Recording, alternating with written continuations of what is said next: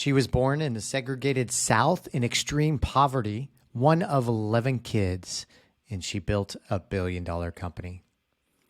You guys, welcome to the High Performance Tip number 189 of our podcast. And today I want to feature Janice Bryant Howroyd. Janice is one of the most inspirational people that I've interviewed out of 500 people. And what's really amazing about her is that, like I mentioned, she started in a segregated South, born in 1952, where there was white people on one side of the neighborhood and black people on the other side of the neighborhood. And she was born one of 11 kids in extreme poverty. Nevertheless, she still made her way to found and build a $1 billion company.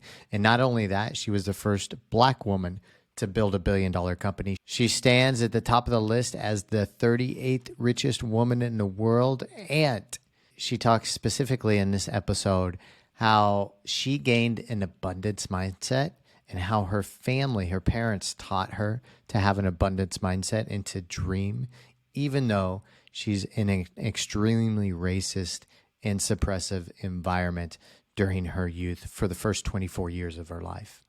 Let's hop into it with Janice Bryant Howroyd.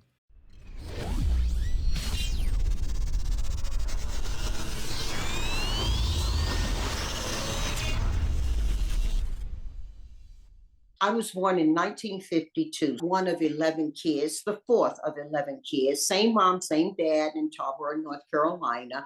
So that can tell you a lot about just what was happening in my community at that time. We were a segregated community. We were segregated in many ways, not just racially. The racial segregation offered the segregation of economics. And I'm glad you said we were economically poor, because we were spiritually rich, quite wealthy if you think of it. And aspirationally, we were full. Mom and dad wanted for us the world that they dreamed was possible, but they didn't put boundaries on us about how that could be achieved. Meaning they didn't want us to only do the things they thought we should do. Nobody had to be a doctor, a lawyer, a candlestick butcher, a baker, a candlestick maker. But they did insist that education would be a platform for that. That was the hard-hitting thing in my home growing up. And I never saw anybody outside of a teacher or a preacher who held a professional job who was African American, unless I got pictures and stories of them from old print magazines. There was Essence, Ebony. Essence came later. There was Ebony. There was Sepia. And are you familiar with the Georges? The family? No. The Georges were the porters along trains, along the rail tracks that ran from south to north on the East Coast. Okay. And rather than bother to learn John or Fred or Joseph's name, everyone was called George or boy. Okay. Wow. The Georges, my grandfather was a George. Okay. He hated it. His name was Daniel. He worked that line for many years and nobody knew his name. And so they would bring products and items to us that we couldn't get locally. So nobody was selling Black magazines in Tarboro, North Carolina, Black focused magazines. So we get Ebony, Jet, Sepia delivered by the Georges. And everybody waited for the train to come in on the day that the magazines would come.